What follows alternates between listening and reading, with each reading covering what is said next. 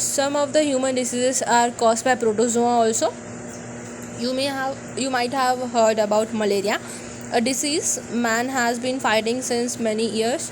Plasmodium, a tiny protozoan, is responsible for this disease. Different species of Plasmodium, example Plasmodium vivax, Plasmodium malaria, Plasmodium falciparum, are responsible. The species of Plasmodium such as Plasmodium vivax, Plasmodium malaria, Plasmodium falciparum are responsible for different types of malaria. Of this, malignant malaria, which is caused by Plasmodium falciparum, is the most serious one and can even be fatal. Let us take a glance at life cycle of Plasmodium. Plasmodium enters into human body as sporozoid, which is infectious form, and through the bite of infected female Anopheles mosquito. The parasite initially multiply within the liver cell and then attack the RBCs, resulting in their rupture. Okay, so parasite initially multiply within liver and then attacks RBC and then ruptures the RBCs.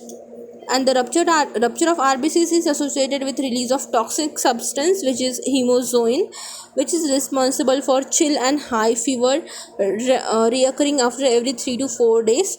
When a female Anopheles mosquito bites an infected person, though these parasites enters mosquito's body and undergoes development.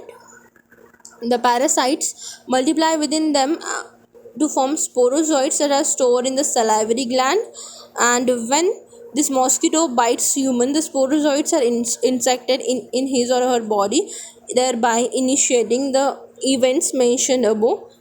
It is interesting to note that the malarial parasite, which has two hosts, human and mosquito, to complete its life cycle, and the female Anopheles mosquito is a vector, not carrier, vector, which is transmitting agent too. We can note the diagram given here.